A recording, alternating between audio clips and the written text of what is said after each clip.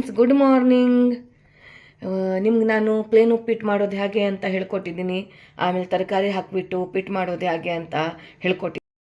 ಇವತ್ತು ಆನಿಯನ್ ಹಾಕಿಬಿಟ್ಟು, ಖಾಲಿ ಆನಿಯನ್, ಟೊಮೆಟೊ, ಕೊತ್ತಂಬರಿ ಸೊಪ್ಪು ಹಾಕಿಬಿಟ್ಟು ಉಪ್ಪಿಟ್ಟು ಹೇಗೆ ಮಾಡೋದು ಅಂತ ಹೇಳ್ಕೊಡ್ತೀನಿ. ನೋಡಿ ಫ್ರೆಂಡ್ಸ್, ನಾನೀಗ ಚೆನ್ನಾಗಿ ನೋಡಿ ರವೆನ ಹುರ್ಕೊಳ್ತಾ ಇದ್ದೀನಿ. ರವೆ ಪರಿಮಳ ಬರ್ತಾ ಇದೆ.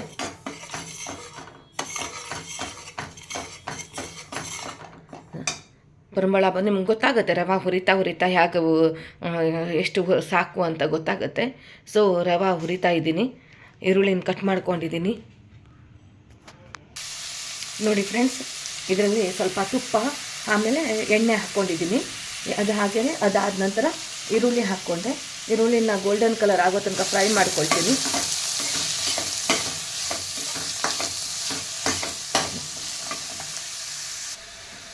ನೋಡಿ ಫ್ರೆಂಡ್ಸ್, ರವಾನ ಹುರ್ಕೊಂಡಿದ್ದೀನಿ. ಇನ್ನು ತುಂಬ ಹುರ್ಕೊಂಡ್ರೆ ಅಂದರೆ ಕಪ್ಪಗಾಗ್ಬಿಡುತ್ತೆ, ಕತ್ತೋಗ್ಬಿಡುತ್ತೆ. ನೋಡಿ ಫ್ರೆಂಡ್ಸ್, ಈರುಳ್ಳಿ ಗೋಲ್ಡನ್ ಕಲರ್ ಆಗಿದೆ. ಈಗ ಒಂದೆರಡು ಎಸಳು ಕರಿಬೇವು ಹಾಕ್ತೀನಿ.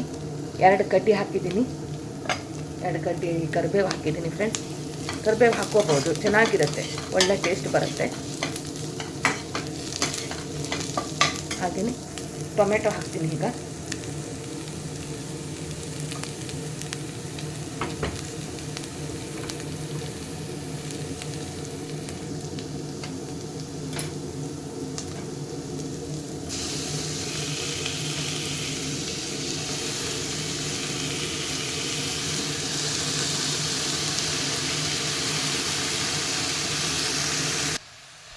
ನೋಡಿ ಫ್ರೆಂಡ್ಸ್, ಕೊತ್ತಂಬರಿ ಸೊಪ್ಪು ಹಾಕ್ತೀನಿ. ಹಾಗೆಯೇ ಕೆಟಲಲ್ಲಿ ನೀರು ಬಿಸಿ ಮಾಡ್ಕೊಂಡಿದ್ದೀನಿ.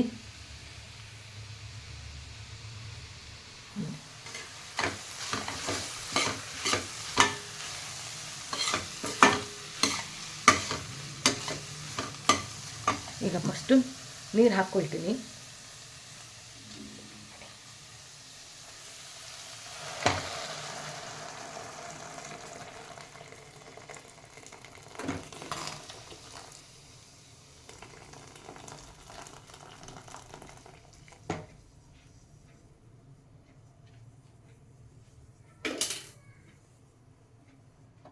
ಈಗ ಉಪ್ಪು ಆಮೇಲೆ ಹಸಿಮೆಣಸಿನ್ಕಾಯಿ ಹಾಕ್ಕೊಂಡು ಒಂದು 5-6 ಹಾಕಿ ಫ್ರೆಂಡ್ಸ್.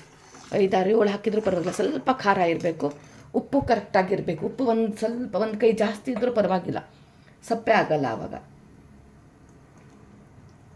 ನೋಡಿ, ಉಪ್ಪು ಹಾಕಿದ್ದೀನಿ. ರುಚಿಗೆ ತಕ್ಕಷ್ಟು ಉಪ್ಪು.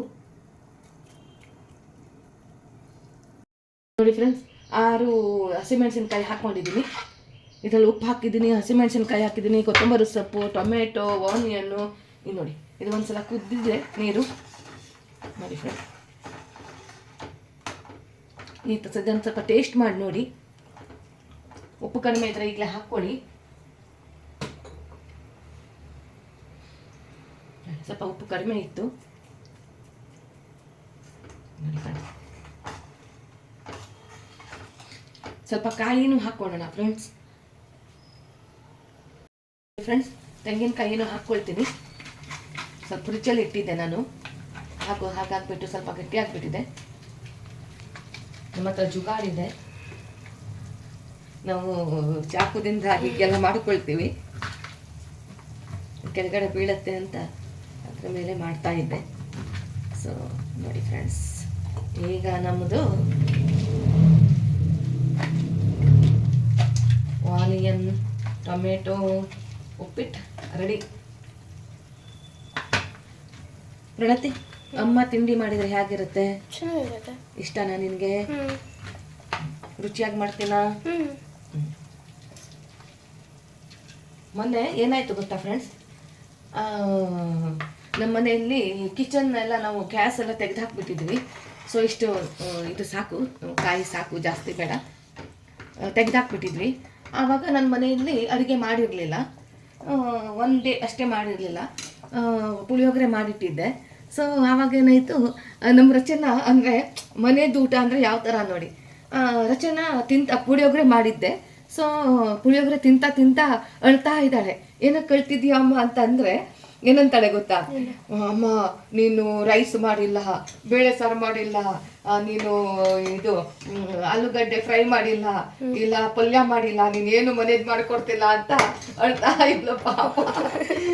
ಅದಕ್ಕೆ ಅನ್ನೋದು ಮನೆದು ಅಡುಗೆ ಮನೆ ಊಟ ಅಂದರೆ. ನೋಡಿ ಇಲ್ಲಿ ಟೀ ರೆಡಿ ಆಗ್ತಿದೆ ಉಪ್ಪಿಟ್ಟು ಜೊತೆ. ನೋಡಿ ಯಾವಾಗಲೂ ಹೀಗೆ ಹಾಕಬೇಕು ಫ್ರೆಂಡ್ಸ್, ಆವಾಗ ಗಂಟು ಬರಲ್ಲ. ರವೆ ಹಾಕ್ಕೊಂಡು ನೀರು ಹಾಕಬಾರ್ದು. ನೀರಲ್ಲಿ ಈ ಥರ ಬಿಸಿ ನೀರಲ್ಲಿ ರವೆ ಹಾಕಿದರೆ ನೋಡಿ ಯಾವ ಥರ ಆಗ್ತಿದೆ ನೋಡಿ. Tea is ready. ಸ್ವಲ್ಪ ಹಾಕ್ಕೊಳ್ಳಿ, ಗಂಟು ಬರಕ್ಕೆ ಕೊಡಬೇಡಿ. ನೋಡಿ ಒಂದು ಸ್ವಲ್ಪ ಹಾಕ್ಬಿಟ್ನಲ್ವ ನಾನು. ನೋಡಿ ಫ್ರೆಂಡ್ಸ್,